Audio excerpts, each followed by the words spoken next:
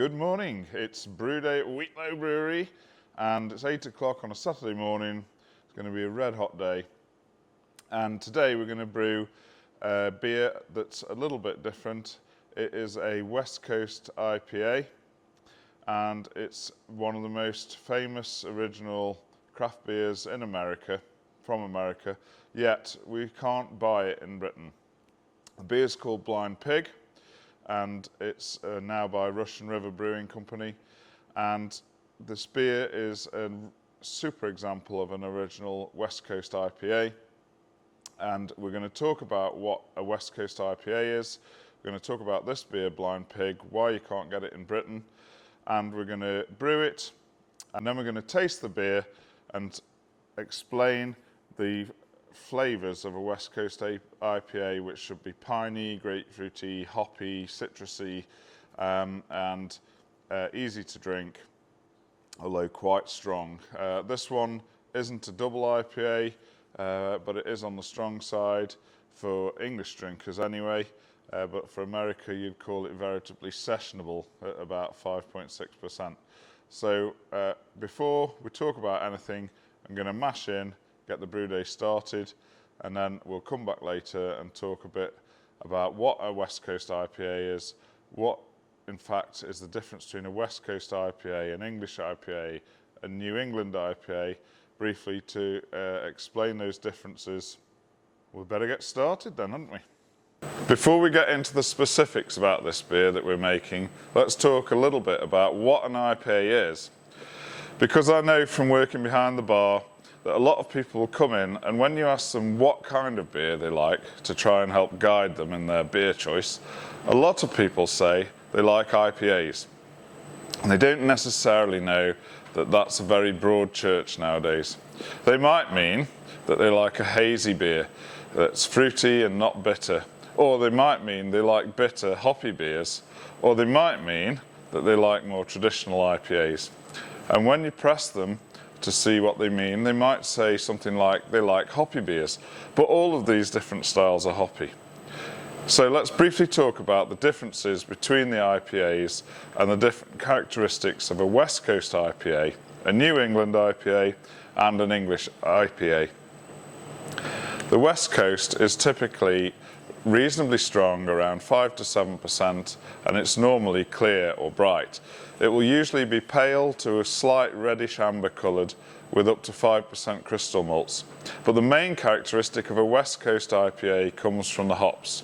They're very heavily hop beers, but these hops are typically what are known as C hops, which are the American varieties of hops that tend to start with the letter C, such as Cascade, Chinook, Centennial and Columbus.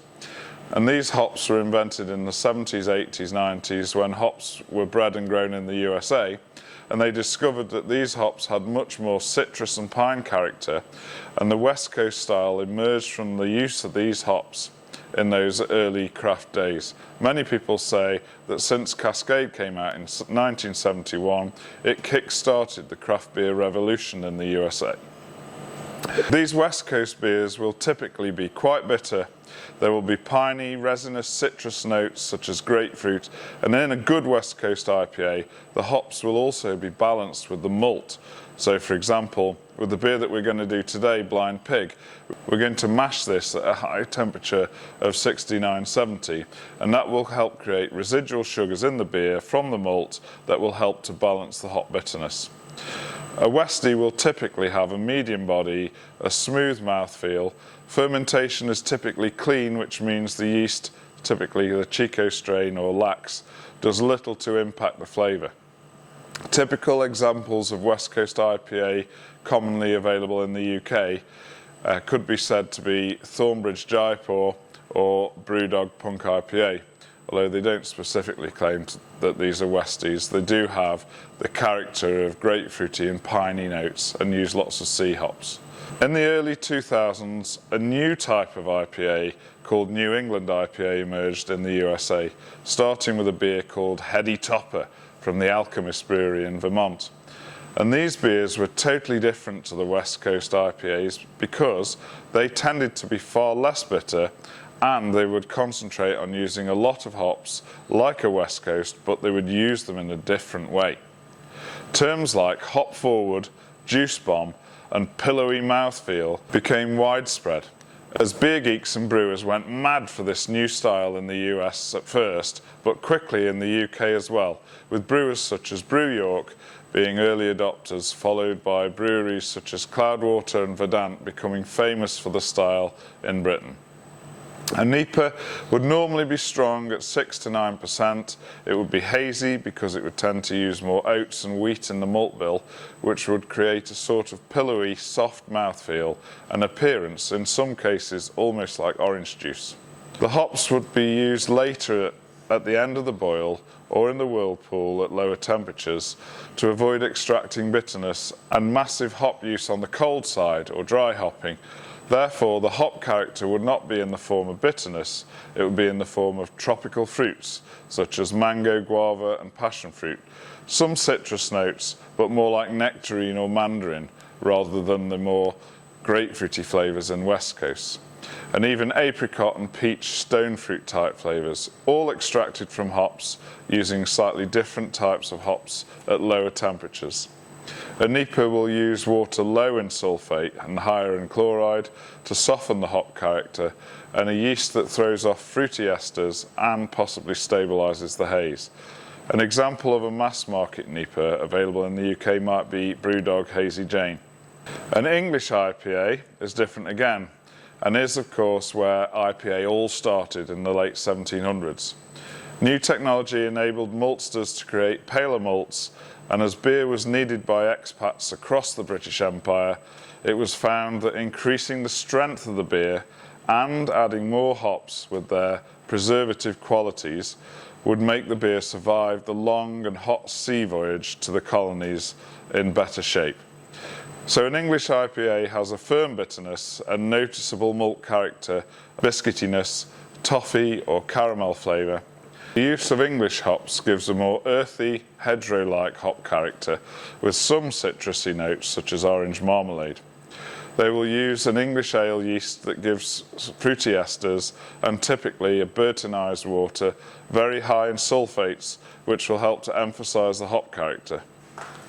Strength should vary between 5 to 7%.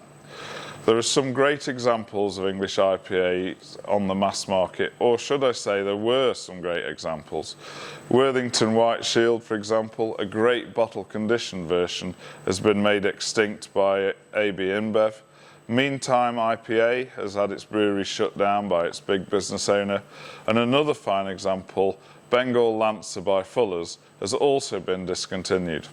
As ever, the best example of all these styles is made by small independent brewers such as Elusive, Oregon Trail for a great Westie, Verdant, Track, Moot, or my favourite small producer Baron for a NEPA.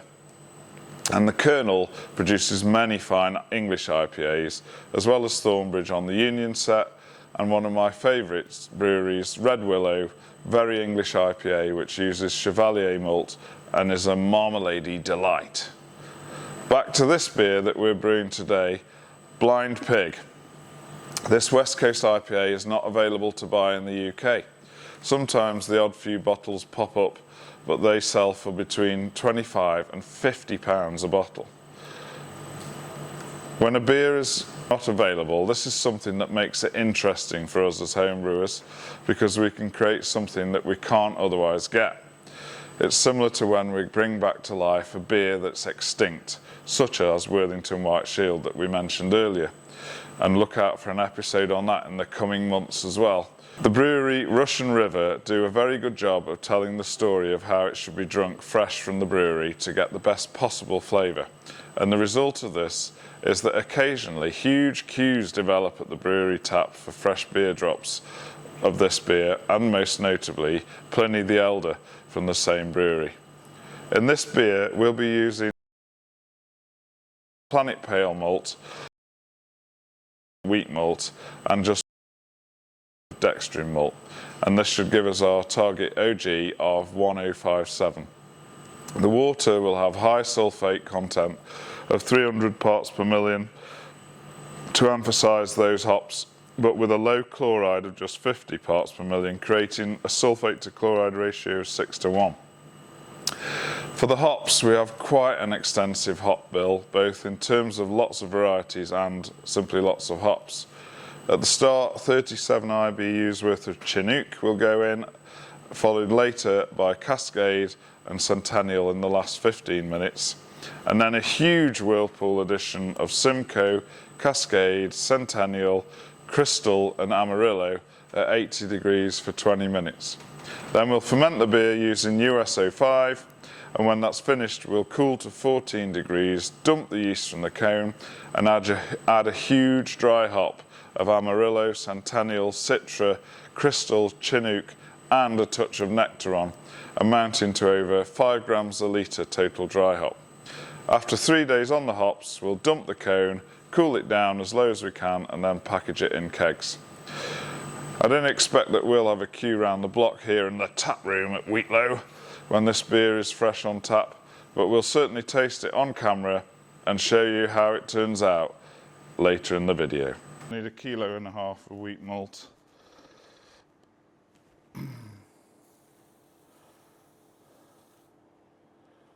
Which is exactly right, brilliant.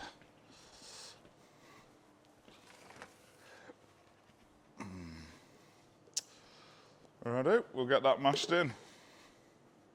Right, so water profile is not, although Vinny Salurso, and there he is by the way, gives away the recipe for Blind Pig and Pliny the Elder, he doesn't give highly detailed stuff on the water profile, but what he does say is that it should be quite heavy on the sulfates compared to the chlorides. So basically 5 to 1, 250 or maybe 6 to 1, 300 parts per million sulfates and only 50 on the chloride. So that's what we've tried to do with this water profile. So that's why I'm starting by putting loads of gypsum in, which is your primary source of your sulfates. So it's a bit too much.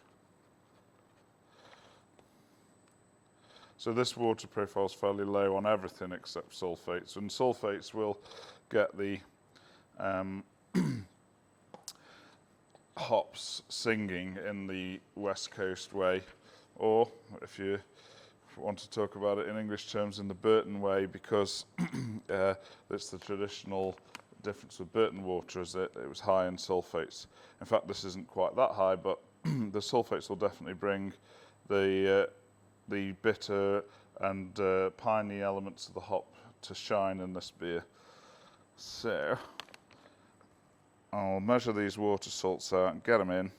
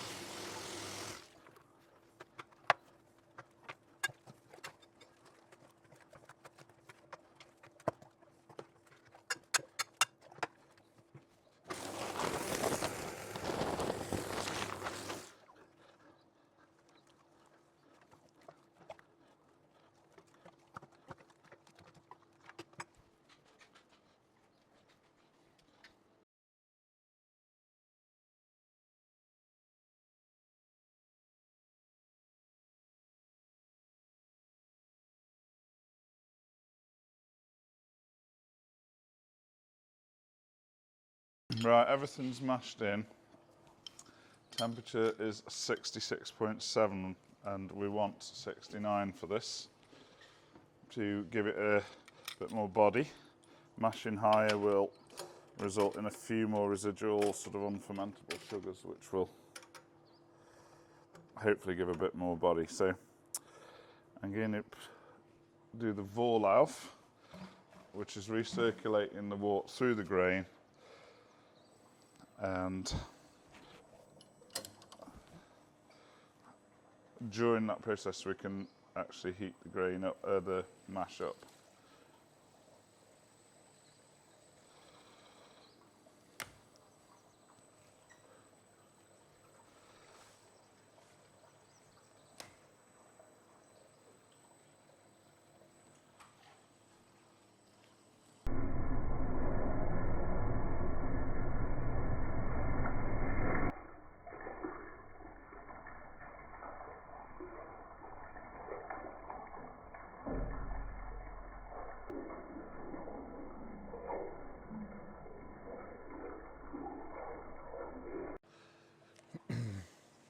Okay, first hops, 180 grams of Chinook, smell delicious.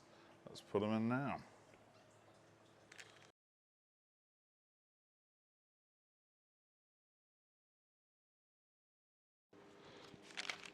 Alright, just measuring out the hops for the last few minutes. Centennial and Cascade.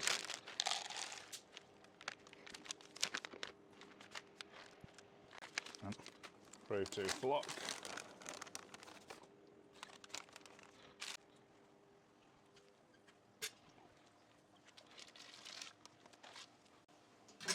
Okay, that's the last 15 minutes edition gone in, and now I'm going to have to get the whirlpool ready, so that's 5 more hops.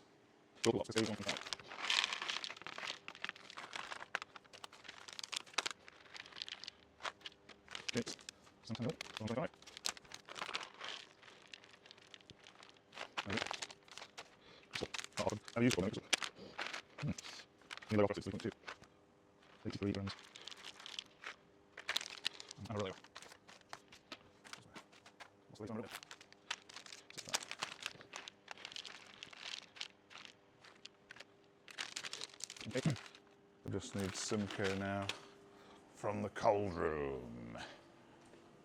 Which is pretty hot to me. It's cooler than 13 degrees in it. Let's go.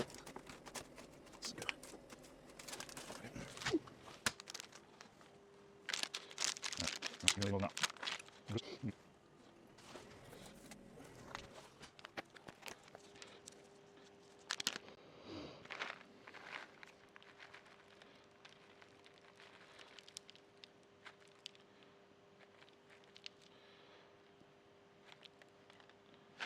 Why do I smell the hops every time I open a packet? Well, A, they're nice. It's nice to smell them. B, it's interesting to try and remember what the individual variety smells like.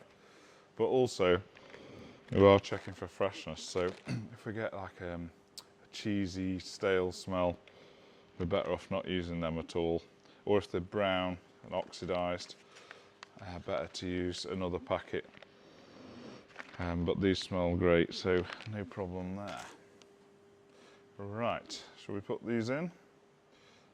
Turn you around a bit.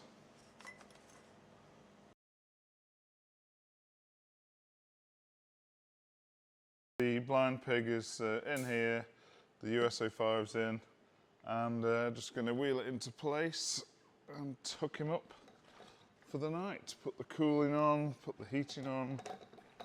I'm going to ferment this at about 20 degrees. If I plug my thermometer in, well, now we'll see what it actually is, but it should be low 20s from the transfer. Here's the cooling. And the heat. Ooh. And also need to just do a quick gravity. Temperature is 21.5, so that's not too bad, is it, for the transfer? So the moment the cooling's on, just get it down to 20.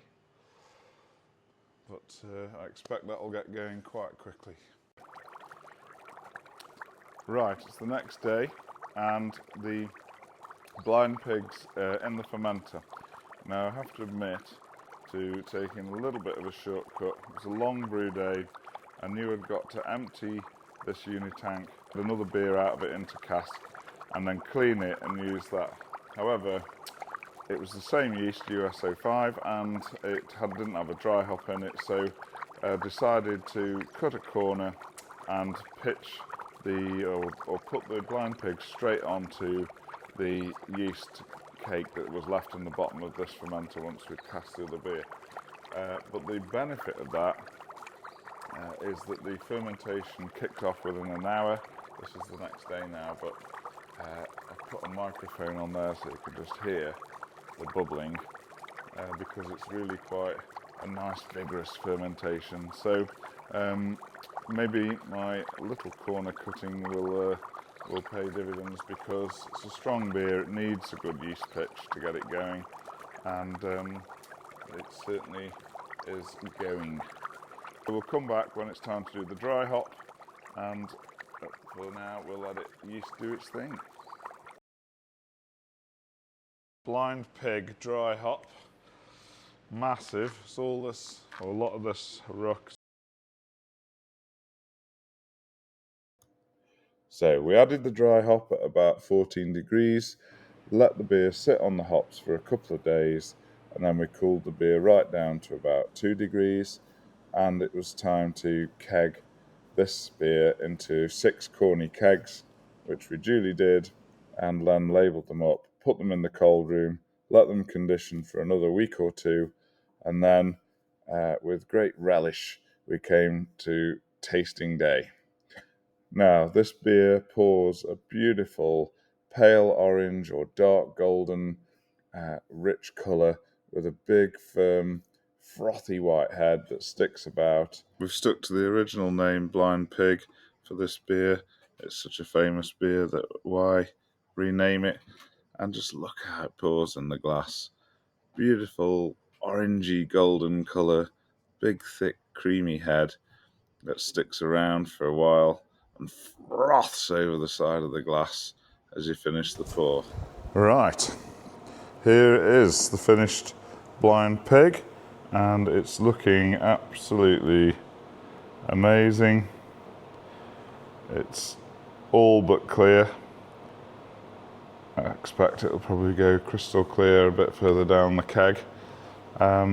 Lovely thick white head that's sticking around, and it's actually a lovely, what would you say, light orange colour, dark golden colour perhaps, although that is a bit darker than the real beer, so I'll come back to that in a bit. So aroma wise, and the theme of this tasting is going to be that we've got quite a lot of layers of flavour. Smell a little bit of dankiness, a little bit of maybe fresh cut grass, maybe certainly some woodiness, pininess, orangey citrus type of smell, and it smells not really strong. Start to smell it about there from my nose, so it's not very pungent, but it's pleasant, and it makes you want to dive in to this beer and see what it's got in store for you. So let's try it for mouthfeel now.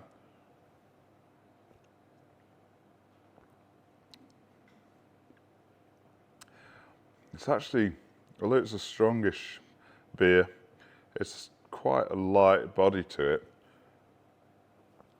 Probably medium body, but it doesn't sort of stick around and coat your mouth. It disappears quickly off the roof of your mouth. It makes it very drinkable. So medium to light body, I would say. And taste-wise, first thing you get is a kind of orange marmalade or candied orange type flavour, backed up with a sort of caramel sweetness coming from the malt. And you think it's going to be quite sweet. And then as it flows back over your palate, you get quite a bitterness from it, a sort of pithy grapefruit, pininess,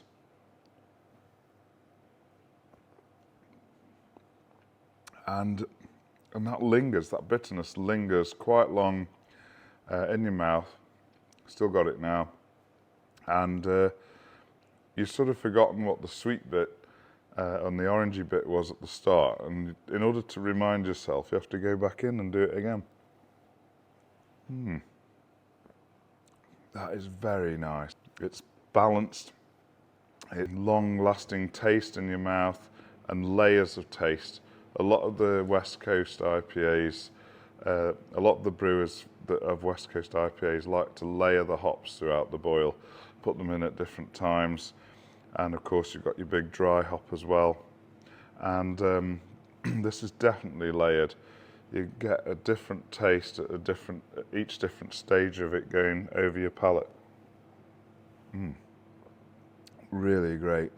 And of course, this is one of the original West Coast IPAs, but Vinny does say that the recipe evolves, changes it according to how the hop harvests are. The fact that it's got a bit of nectaron hopping in it, which is quite a new hop, just sort of shows that the recipe's evolved over however long it is, 20 odd years I think.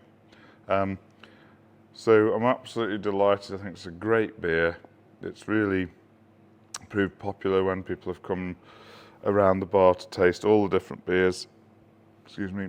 Blind Pig's one of the ones they come back to and have another glass of. Easy drinking, reasonable. It's not too strong, is it? 5.3 I think it is. So it's not ridiculous. You can, you could say that was pintable. Certainly you can get a few of these down you. And so I'd recommend this to anyone to have a go at brewing it. Now, this recipe is in this book, The Modern Homebrewer. And I'd certainly recommend this book for any homebrewer, whether you're a beginner or quite advanced, because it's got some really good up-to-date recipes in it, and covers a lot of different styles of beer as well. And it's written by Andy Parker from Elusive Brewery and Jamil Zainasheff from USA as well. So treat yourself to this if you don't already have it. Put it on your Christmas list. You can order this and the recipe kit as well if you want to have a go from the Malt Miller if you're in the UK. But yeah, definitely recommend that book, and I'll be trying a few more different beers in there as well. Now I have brewed Pliny the Elder, which is their other flagship beer, and I will rebrew that again one day, perhaps on a video. But that's an 8%er, so that's a bit more of a full bore double IPA. And both this beer, Blind Pig and Pliny the Elder, are highly sought after in the USA and almost impossible to get over here. But every now and again, you will see somebody on YouTube opening a bottle in the UK with great reverence and care and relish as they taste these beers. Now, I've never been fortunate enough to have a bottle of either beer, but Reiki from the Malt Miller has had certainly Blind Pig, probably both. And the one thing that he did mention is that my beer has come out a little bit dark, which I don't mind. I think it kind of suits it as well with the caramel notes.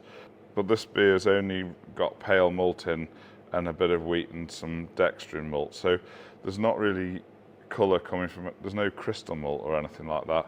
It's all from the pale malt. So what Reiki suggests is that we switch it to extra pale, and he did mention he was going to update the Malt Miller recipe kit to that effect.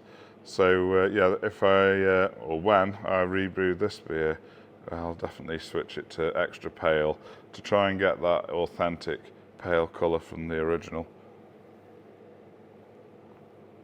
But absolutely delighted with this beer. I wish you could taste it with me. I'm probably going to have to fill this glass up and have another frothing ale again, because it's very moreish. Keep wanting to go back in for more. Let's go over now and see what Spenno had to say about this beer. But do bear in mind, it's our 15th beer of the night by this stage in the evening. Now this next one, I'm excited about. I think you'll like it. Is this the Wester? This is the Blind Pig. Oh my God. The colour's perfect. Apparently the colour's a touch dark for how it should be. No, I don't think so. I don't think it is. I mean, it's not dark for the style, but it's dark for Blind Pig, apparently. It looks dark when it's there, but when you put it in the light, it's quite light coloured, really. So I'd probably say when IPAs, I love the bitterness in the beer. I love that because it makes you realise that there's real hops in the beer. I think if you're brewing a beer, you know, you do your mash, don't you, and everything else to go. But you need that alpha acids and all the oils out of the hops. You need something to give you a bit of like, yes, there's hops in that beer. So I hate the New England IPAs that are full of just fruit juices and there's no bitterness at all. I like my bitterness, yeah. You've got to have a little, even in a New England IPA, you've got to have a little bit of bitterness. But you talk about balance, don't you, often in beer. And this, I think this is incredibly balanced. That has got that orange marmalade smell. Candied orange. Oh. This is... Like in the hot cross bun, that candied orange. And so when you put it in your mouth to start with, big hit of orange sweetness, and then... I'm salivating from this. And then afterwards, you say the next thing. What did you get afterwards?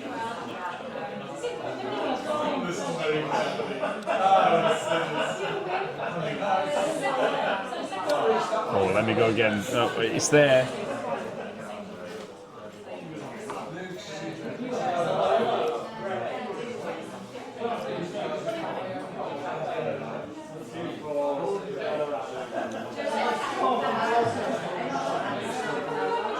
Oh my god. And as soon as you tell me what it is, I'll know. It's nothing special, no specific flavour, but what I mean is... Don't tell me. You get the sweetness first, and then I just think you just get that long bitterness afterwards. There's a lovely lingering bitterness. It's well balanced. I love that. I think it's amazing. You can taste so many layers of... When it drops down your sort of tongue, it's a very complex beer. Burnt sugar and... Yeah, the sugar, like a brown sugar type of... Yeah. And then bit of almost subtle molasses taste in that. It's nice, that, isn't it? Well, then it's sort of like... It's almost like a lift. You start at the top, and then you're like going down a lift, going through all the different floors. Then you want to go to the top and try it again. Exactly. Done it. Sure. Good to see you. Really sorry I got to dash it. Thanks for calling in. Sorry I've been a bit tired up.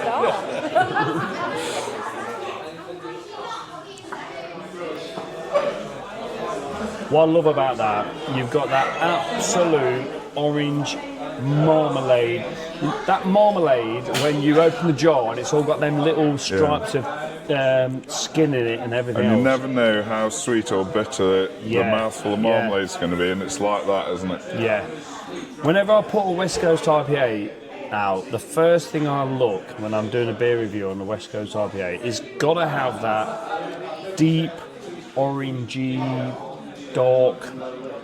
Not dark, but it's got to have that look. It's got to look like that. It's got to look like that. Actually, apparently in real life it is paler than this, but I think a traditional West Coast IPA does have a bit of caramel malt in it, doesn't it? Yeah. What I love about every single beer that you've brewed. What I love about it is the finish. You put the beer down, you sit back, and it just sits there on your palate, and it makes you go. It's like an addiction. It's almost like, right, no more.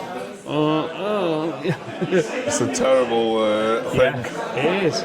But it's good for you. It's full of silicon, and it's good for your bones. And it's a good job they're elixirs, isn't it? Will put us right. So you're saying this style of beer, or this original brew, people queued around the corner for it? Russian River's famous for it. Pliny the Elder, Pliny the Younger. I don't know quite how they do it. It's phenomenal. And I'm not sure if British people would do it, queue up, but they say this beer's come out once a year, it's ready today, you can come and get some and take it home. And people queue for it for hours. Wow. Like a sort of sale at a big shop or something. It's a bit like the, I can't even think, I was going to bring you one because I've got one.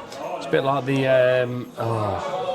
the stout that comes out once a year. I can't think what it is. I'll put it on. I'll edit it in and put it on. There's a stout that comes out once a year, and it's everybody queues around the corner for it. Really? Yeah, to wait for it. And every year I buy the bottle from my local bottle shop, but it's about 4 years out of date because you can't get the latest one. Really? It's so hard to get out of it. And they even managed to create a phenomenon where people would buy the bottles so they could resell them on eBay or whatever. Yeah. And that's incredible, isn't it? I know. Creating a sort of demand like that. I don't know how they do it. Thanks for watching again. Please give us a like and a subscribe, and let us know in the comments if you've brewed this beer or Pliny the Elder. And until next time, I'll say, frothing ale. Cheers.